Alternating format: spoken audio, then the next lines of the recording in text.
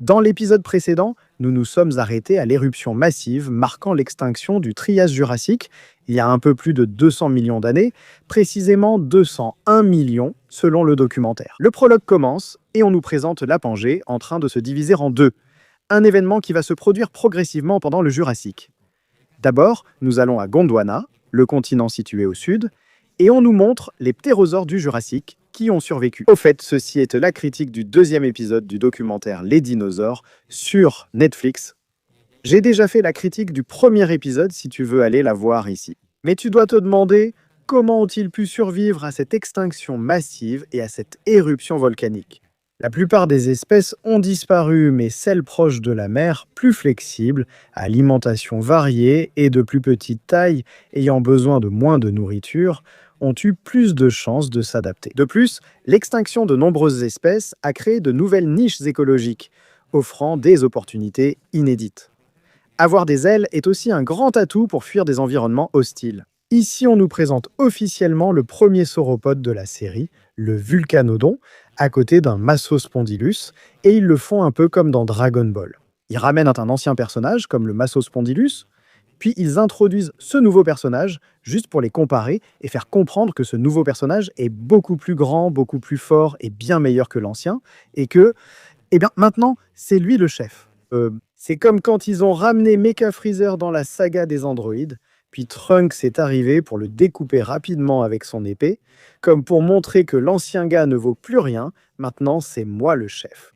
Il faut quand même préciser, ce n'est pas comme si le sauropode avait juste disparu et que je devenais le boss. Non, non, non, ce furent des changements progressifs d'adaptation qui ont pris des millions et des millions d'années. Et c'est quelque chose que, ce n'est pas vraiment expliqué dans le documentaire, mais c'est quelque chose que je veux que tu saches. Dans ce même segment, on nous montre l'Heterodontosaurus, où l'on voit qu'il utilisait ses joues comme un écureuil pour stocker de la nourriture. Je ne sais pas si c'est une supposition, mais apprendre, c'est toujours très bien, je ne le savais pas. Donc, 10 sur 10. Ah, et on nous révèle aussi que c'est l'ancêtre de beaucoup d'autres dinosaures que nous connaissons et aimons, comme le stégosaure et le tricératops. Mon Dieu, si tu n'as pas vu cet épisode, s'il te plaît, fais-toi une faveur et va le regarder, parce que le stégosaure a son moment de gloire façon anime, et c'est le meilleur moment jusqu'à présent. Nous passons du sud au nord, au deuxième continent qui s'appelle l'Auritia. Dans le sud, on suggérait que les ptérosaures ont survécu, et ici on indique que certains reptiles, outre les dinosaures, ont aussi survécu. Ceux-ci sont toujours parmi nous, et je vais te laisser une seconde pour deviner de qui nous parlons. Prêt? Eh bien, ce sont les crocodiles, ou les crocodilomorphes. Encore une fois, de nombreuses lignées se sont éteintes, mais celles qui étaient aquatiques, avec un métabolisme un peu plus adaptable et opportuniste, sont celles qui ont survécu et qui sont encore parmi nous aujourd'hui. Enfin, au moins leurs descendants. Ici, on nous présente le Dilophosaure. Tu sais, ce dinosaure avec une collerette sur toute la tête qui en réalité n'était qu'un coup de marketing dans Jurassic Park pour vendre des dinosaures. En réalité, ils avaient une crête, mais peu importe. L'essentiel est qu'on nous montre une femelle dans le marécage, créant un suspense intense. On dirait une scène de film d'horreur, juste pour voir un mâle Dilophosaure et te faire peur. Mais en réalité, il voulait juste être aimé.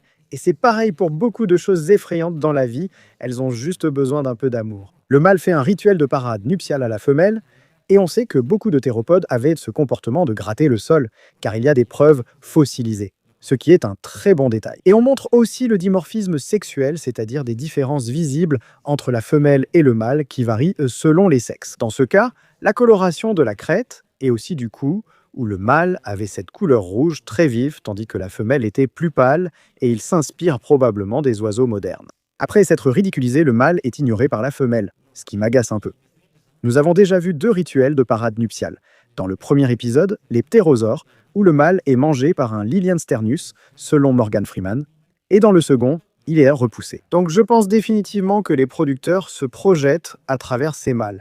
Merci à tous les abonnés et membres de mon club de courrier amoureux de la nature, où chaque mois je vous enverrai une œuvre d'art d'un animal. Ce mois-ci, la loutre de mer a été sélectionnée. C'est une impression en linoléum gravé et réalisée par moi-même. Je vais aussi vous envoyer ce magnifique marque-page conçu et fabriqué par moi-même. Chaque loutre tient quelque chose de différent. Celle-ci a une pierre, celle-là une palourde, et celle-ci un oursin. Il y a aussi un autocollant des loutres de mer. Bien sûr, c'est un club de correspondance, donc vous recevrez une lettre écrite par moi pour vous remercier et aussi avec des anecdotes intéressantes sur l'espèce. Et chaque enveloppe est également accompagnée d'un tampon gravé et réalisé par moi-même. Si tu souhaites me soutenir et acquérir mon art, le lien dans la description te permettra de t'abonner et de recevoir chaque mois l'art d'un animal différent. Merci beaucoup et poursuivons. Nous atteignons le moment le plus tragique de l'épisode, encore plus que ce que nous venons de voir. Tu te rappelles du Masoespondilo qu'ils ont détruit au début en le comparant à un sauropode et en le traitant d'inutile? Maintenant, ils l'ont brûlé à cause du méthane et de la sécheresse de son habitat. C'était vraiment nécessaire? Dans le premier épisode, son arrière-arrière-arrière-arrière-grand-père a été mangé par un crocodile. Laissez-le tranquille. Ensuite, on saute 40 millions d'années. On ne va plus parler du Masoespondilo, d'accord? Ici, on revient voir les sauropodes, où l'on aperçoit de magnifiques Mamanchisaurus. Les designs des sauropodes sont vraiment beaux, mais ne dis surtout pas au collège que tes dinosaures préférés sont les longs coups, sinon ils vont t'appeler gorge profonde. Ça ne m'est pas arrivé à moi, mais bon, c'est un bon conseil. Anchiornis, un design magnifique, mon préféré jusqu'à présent. Ce design était déjà apparu dans Life on Our Planet, si je ne me trompe pas. Je crois que c'était bien dans ce documentaire, mais on y voit aussi le Vélociraptor, celui-ci est un peu plus générique. Et il y a une belle séquence de fuite, l'Anchiornis utilise ses griffes pour grimper et on le voit planer avec ses ailes. Enfin, avec ses plumes. Ah, et ensuite un ptérosaure le mange.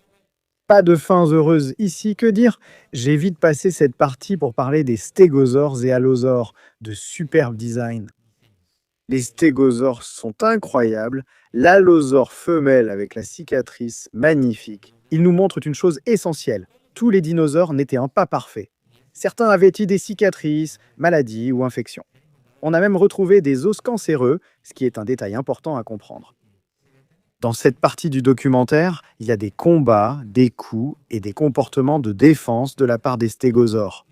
Je suppose que cette formation défensive est spéculative, mais bon. Il y a la femelle allosaure avec la cicatrice face à un stégosaure à la traîne. Et j'étais déjà résigné en pensant, ils vont encore massacrer le stégosaure, ils font toujours de la bouillie des herbivores, ça va être le dîner.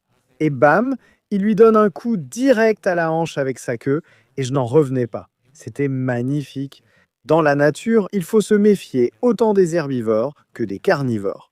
Ils ne cherchent pas à te manger, mais sont très territoriaux et défensifs, car on veut souvent les chasser. Ah, et ils en ont profité dans le documentaire. Et il y a un autre allosaure qui avait été introduit un peu plus tôt et qui mange la femelle allosaure, nous montrant un comportement de cannibalisme 10 sur 10. Ici, l'épisode se termine pratiquement, mais pas avant de nous montrer un petit aperçu du prochain épisode avec de la neige et un tyrannosaure à plumes en train de traquer des sauropodes. Si je ne me trompe pas, parce que j'ai déjà vu l'épisode il y a quelques jours. Mais j'en profite aussi pour vous montrer ma figurine de Tyrannosaurus Rex avec un plumage. Je l'ai trouvé dans un marché aux puces pour 150 pesos, une vraie affaire. C'est de la marque Safari d'ailleurs. Ouh! Cet épisode a été mon préféré jusqu'à présent. Bon, il n'y en a eu que 2, mais il était vraiment très bon. L'action était très intense, ce que j'apprécie, et j'espère que ça vous a plu. Si vous n'avez pas vu le documentaire sur Netflix, je ne sais pas ce que vous faites, allez le voir. Au pire, si vous n'avez pas Netflix, trouvez un autre moyen de le regarder. Je ne vous dirai pas comment faire, mais faites-le. Et voilà, n'oubliez pas de vous abonner. Club de courrier, et c'est tout. Comme je vous le dis toujours, n'oubliez pas de me suivre et d'aimer la nature. Je vous retrouverai dans quelques jours pour faire la critique de l'épisode 3. Merci.